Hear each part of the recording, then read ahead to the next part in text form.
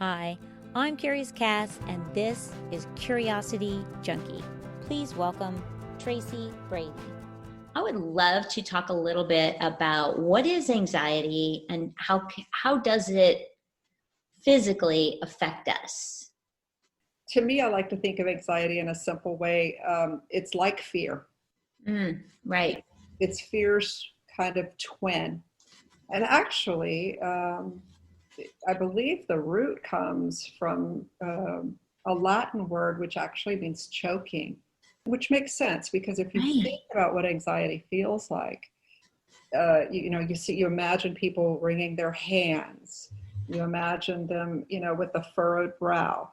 You imagine them bent over, maybe constricting themselves, like protecting or something, and often people can't speak or aren't able to speak how they're feeling. They're in some sort of state of anxiety. Yes. So fear definitely, has a more acute sense to that feeling. A train's coming at you, or I heard a noise. I've got to quickly, react or respond. Whereas anxiety is more of a future projection of the mind based on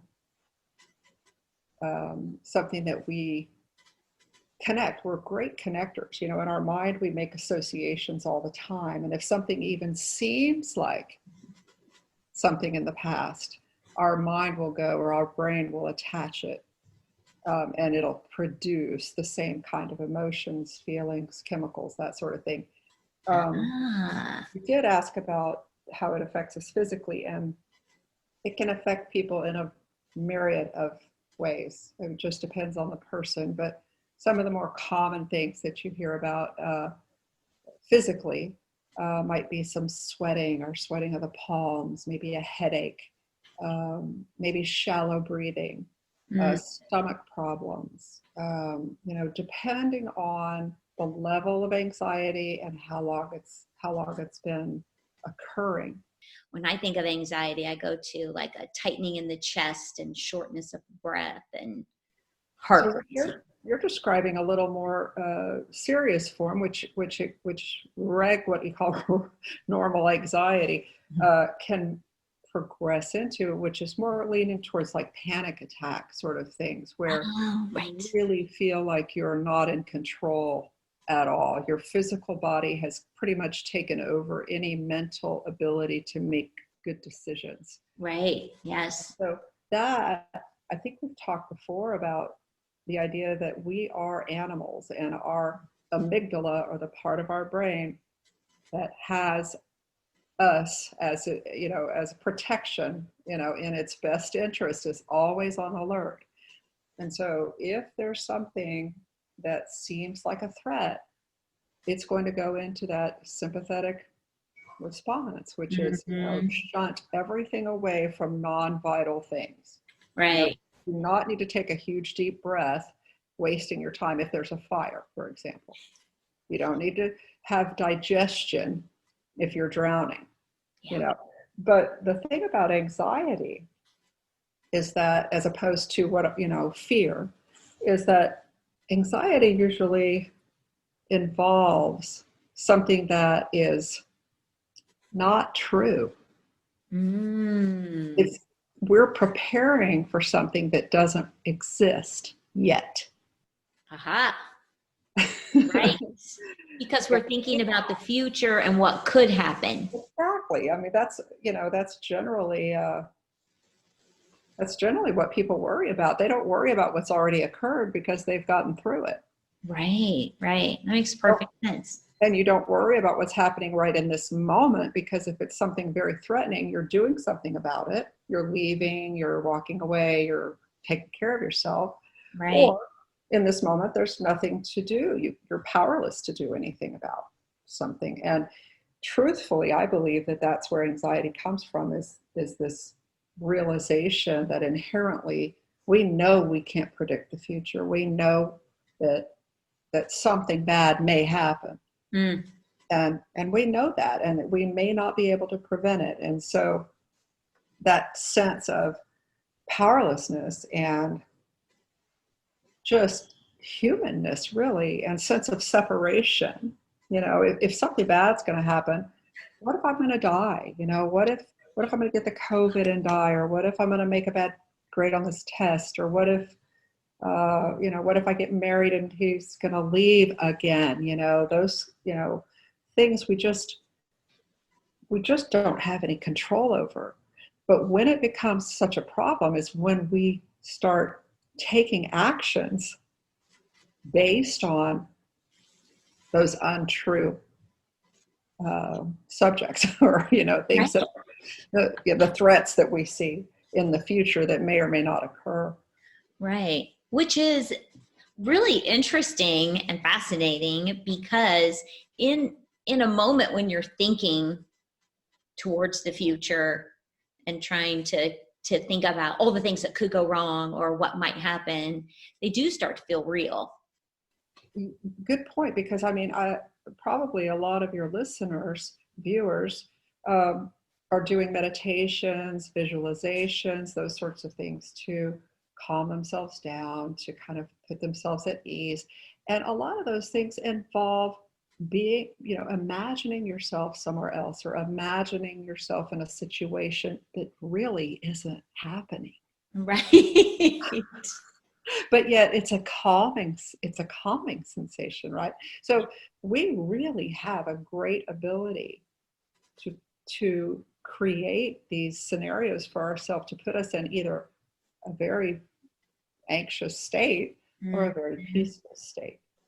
And so the issue with anxiety, once it takes hold, is that you cannot get your mind on board when your body is in such a state. So that's when we talk about one of the first things to do is to ground yourself. And that means bringing your mind into alignment with where your body is in space in this moment. Where am I? Feel the space between your feet and the floor. The space between your feet and the floor. That requires some focus.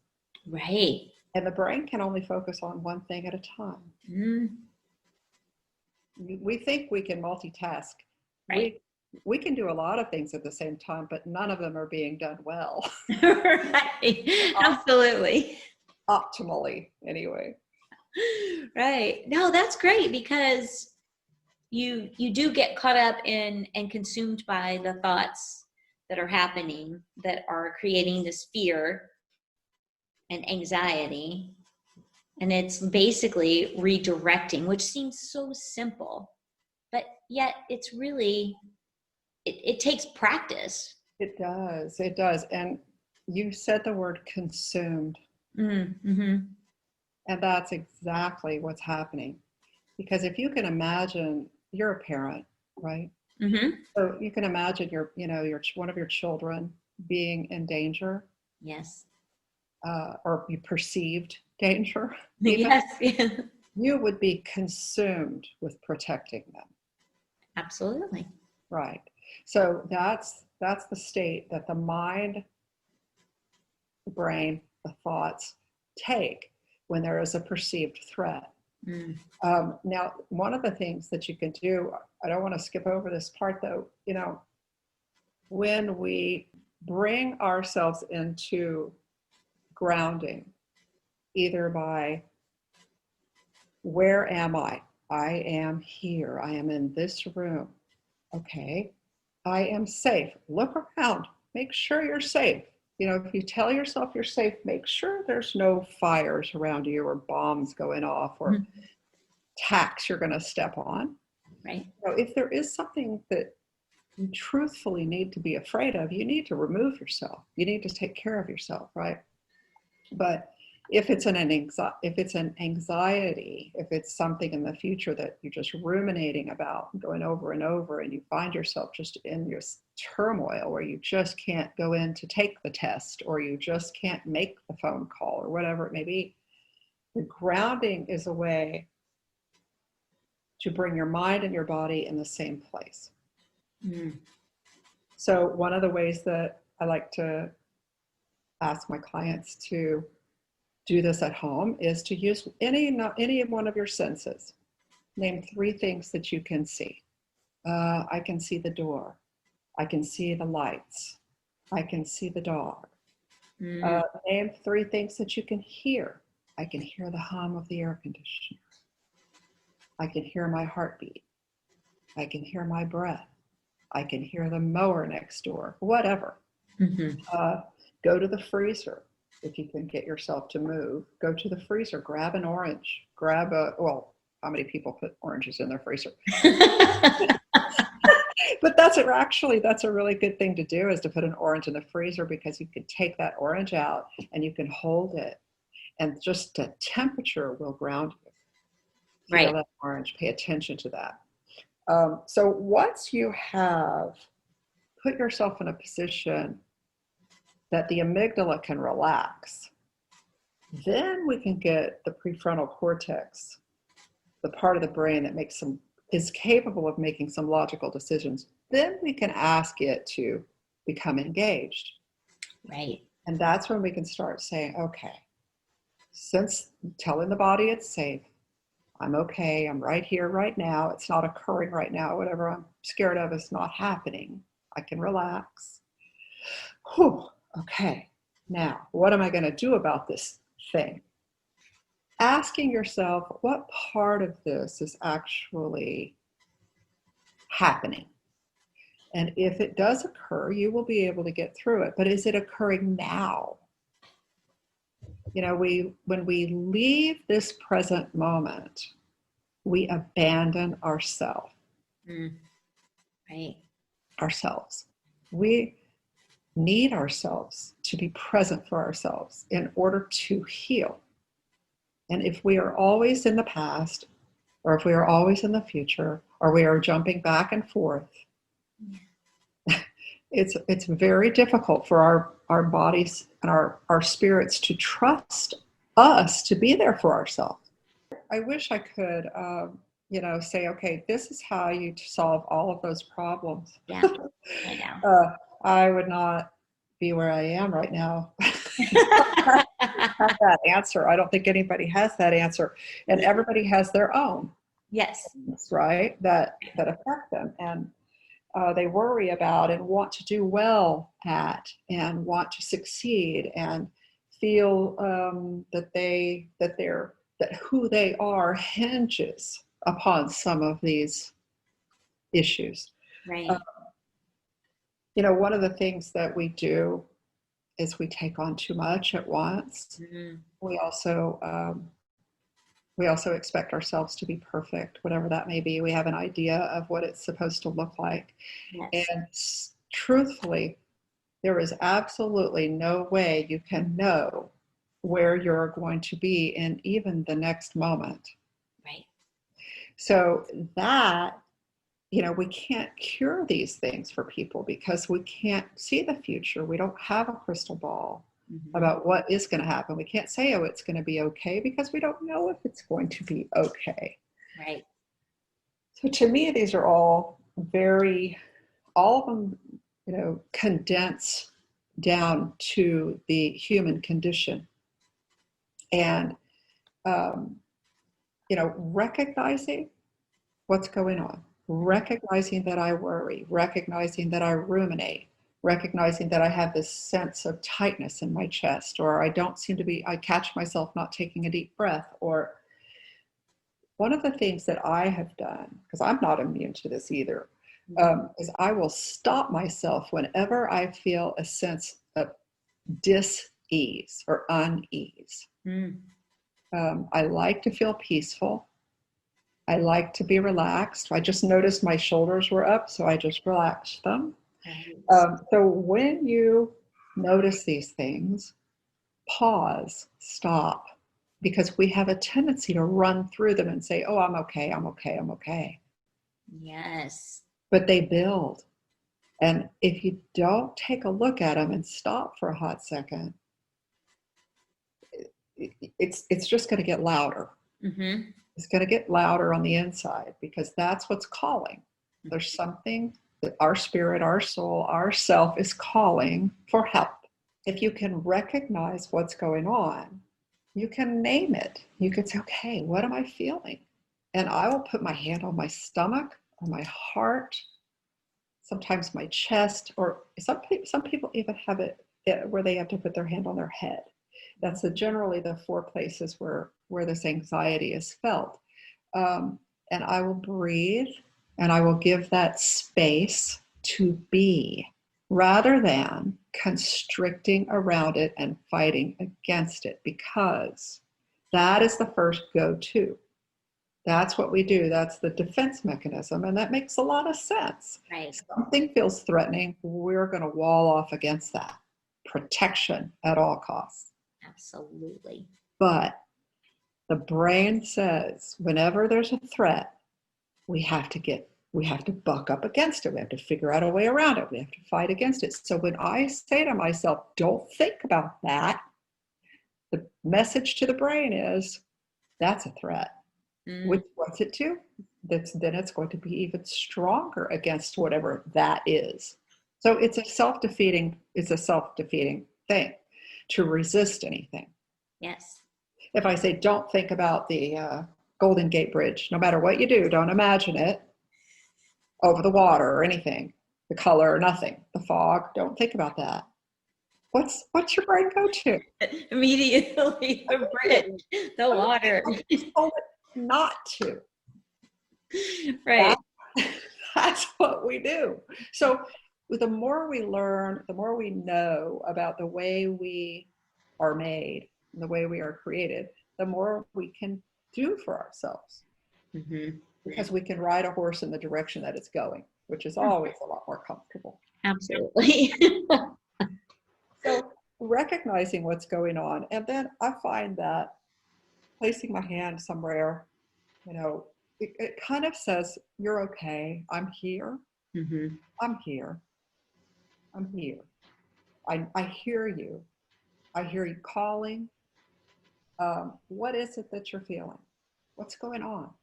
Well, it's a sense of sadness, or it's a sense of fear, or I just am not sure I'm comfortable, and it could be as simple when you stop and you allow this feeling to be, you can investigate what's going on. Oftentimes I will just need to ask myself, do you need a drink of water? Oh, right. Do you have enough water? Are you moving too fast? Are you doing too many things at once and causing yourself a lot of stress? Do you need to go sit down for a few minutes? When's the last time you had a decent meal? Something good for you? Are you just resisting what you're doing? I don't want to put these clothes away right now. Well, do you have to put the clothes away right now? Right. No, I don't. We're not children. We do bring a sense of what our parents were like to our adulthood. Yes. And it can be where we notice that we respond in the same way our parents did, or it can be we made a vow about something when we were children, and that's what's occurring now. Right. And anyway, so doing some, questioning about what's going on in that, and sometimes you can come to a kind of a quick conclusion about, oh, what was that thought that I had just before I had that anxiety feeling? Oh, yeah, I need to call in that prescription. I haven't done it for 3 days. It's on my mind. Well, will you be more comfortable if that was done? Yeah, I would be. Okay, thank you for doing that. I appreciate that. Well, I really don't still want to do it. Well, how about if I give you a hot cocoa with some marshmallows out on the patio after you do that? Okay, I'll do it. Right. Because I do think you don't even realize that it's happening, and all of a sudden you're overwhelmed, or you're having that tightness in the chest. It can elevate fairly quickly. So I think getting to where you can identify the feeling that's coming within a certain part of the body, you get to where you identify it happens in my chest, or it happens in my gut, or I feel the tightness coming in my shoulders. starting to identify that, you'll start noticing before you get to the full blown, this is the moment it's starting to happen, right? That's exactly right. The first step is to become aware of what is occurring, because you cannot do anything about something you're not aware of. Mm-hmm. If you just run over it, which we all have a tendency to do. Yes. Yeah. We're supposed to put on this front. We're supposed to put on these airs. We're supposed to be able to handle 75 things at once, and not have anxiety. Really? Right. Who, who made that up? I mean, Right. Right. and I think that this quarantining COVID thing has really brought it front and center to people, because they don't have the same outlets that they used to have for distractions, which is a good thing. Yeah. Because the distractions were allowing us to distract from that calling inside. The little, the little part of us that's like, hey, I'm uncomfortable. Oh, as soon as I get to the movies and watch those shoot 'em up killing things, or, go to the mall and see those pants I've been wanting to buy. I mean, you're going to forget all about that. You just hold on. Exactly. Redirect to keep moving. The next pot of ice cream is going to get it for you, girl. I do like a little ice cream. Oh, God, I love a pint almost every night. I'm working on my COVID belly right now.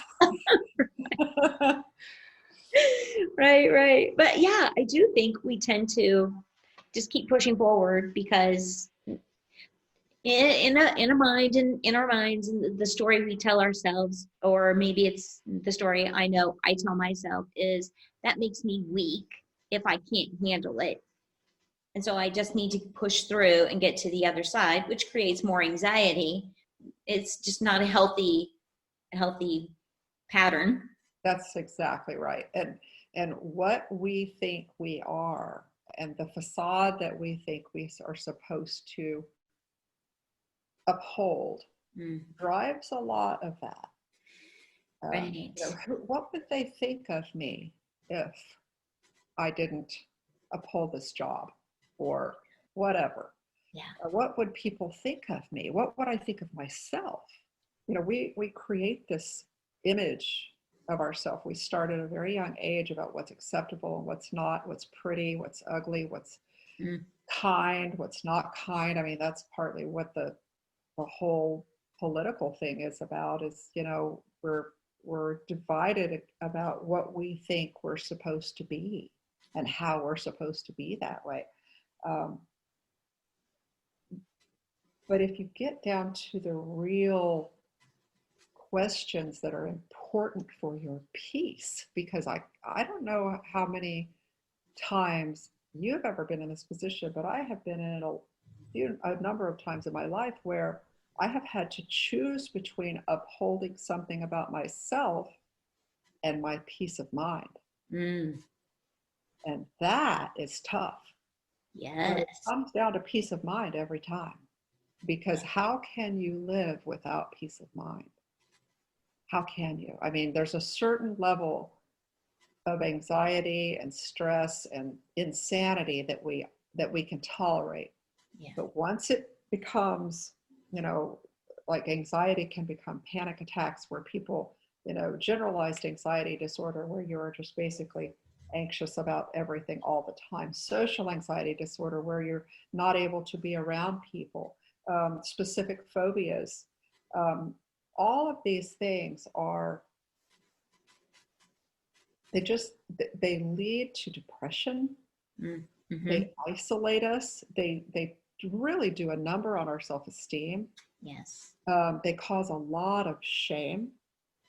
And I have found, without exception, that if you will embrace and identify and give space to what you hate and what you're afraid of, it will transform. But it takes practice. It does. And I think that's probably the hardest part about this, is it is identifying and then creating a practice or a way to get yourself to a state of calm or grounding. And a lot of people want a quick fix. They're looking for, how do I take myself from, I'm at a 9.999 on the anxiety chart to I want to get back to a 1, which is very unrealistic. Well, you know, you can't live at 9.9. No. So if you sit still the next time you're uncomfortable about something, Mm-hmm. a hair on your shoulder, anything, sit with it, sit through it until it doesn't bother you anymore. You will realize that it passed, that anxiety passed. It's not like a fear of a real thing that you need to take action on. Right. It's something that passes. And you know, I like to encourage people to think about what really matters to them. Mm-hmm. Is your integrity important to you? Or is what somebody else thinks of your integrity what's important? Mm. Right. You know, are you who's saying these things to you about the how big your house should be or how much money you should have in the bank, or who's saying that? Is that really you? Or is that something you heard on TV or from your grandfather? Or where did you get these ideas? And are they really real for you? That's why I think therapy is so good, because it helps, you know, you can get somebody with an unbiased opinion and have no investment in your life to give you space to review some of these things so that you can become more authentic for yourself, Mm-hmm. which can take away a lot of these anxieties. Yes.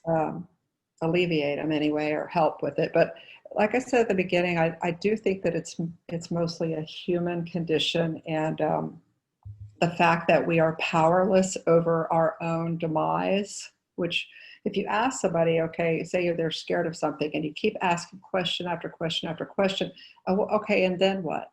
And then what might happen? And then what might happen? And then what might happen?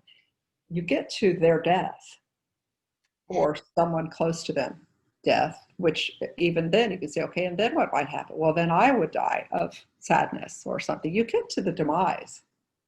It's a fundamental feeling that we are powerless over our death, but also powerless over how incredibly powerful we are. We don't really realize how, without some of these anxieties and problems that we really don't put on ourselves, but that we overlook and just let ride for a while until they become incapacitating for some. We have a grief, I think, inside of us that knows that we are not living, not truly living, and I think that that's hard. Mm. And I don't like to think about that, but I do know that it's common. It happens to everybody. You're not any different. There's nobody, just because you see people driving around on the streets in their car, smiling and laughing and singing a song, doesn't mean that they don't have the same, you know, kind of feelings that you do. We all think that we're the only ones. Right. Right. And everyone has these feelings. They feel them at certain levels, but they all have them. So we're all in the same boat of being human. Yeah. I like that. Yes. And I think it shows just in the Facebook group poll that anxiety was top of list. That Right. shows you are not alone. This is happening for a lot of people are dealing with anxiety. And the good news is that once you start to become aware of it, you can do something about it. You know, the Buddhists talk about inviting Mara, which is a bad thing, anger, fear, anxiety, threats, Mara, to tea. You know, Buddha invited Mara to tea. And he said, come and sit, have tea, and tell me what it is would be most helpful for you right now.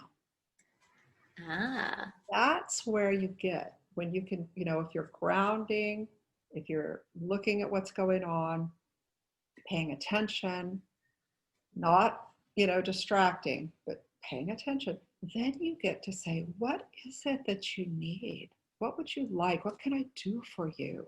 What's going on? Well, oh, I'm very sad about, you never really let me grieve something, or, this pressure about talking to your mother every day is, just, it's driving me crazy. Do you really have to do that? And have a little conversation with yourself, right. maybe write, maybe journal.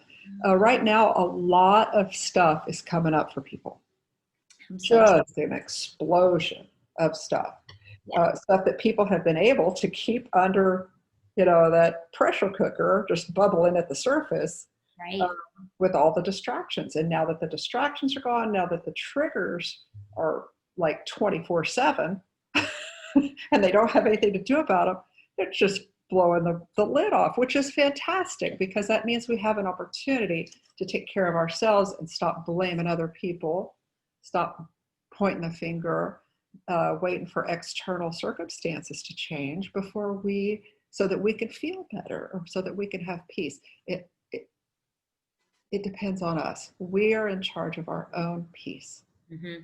And any change from anybody requires their consent. Mm-hmm. So you have to get on board for your own healing. And as you were talking, I was just thinking about kind of the steps in that, like you said, the first thing is really kind of identifying that you're starting to have that feeling, and then kind of taking a moment to sit with it and not just keep pushing through, and then eventually getting to where you can have tea and have that conversation with yourself. And all of this is a practice. And I kind of skipped the one where you said maybe even touching your chest or your heart or your stomach or your head to kind of bring a little bit of a calming sense in a moment of anxiety. Those are all really great ways to kind of start a process. And I agree with you. I think having someone to talk to, working with a counselor to help you really create something specific for you is powerful as well. Yeah. And sometimes we're not able by ourselves to identify where these repetitive notions or beliefs are coming from.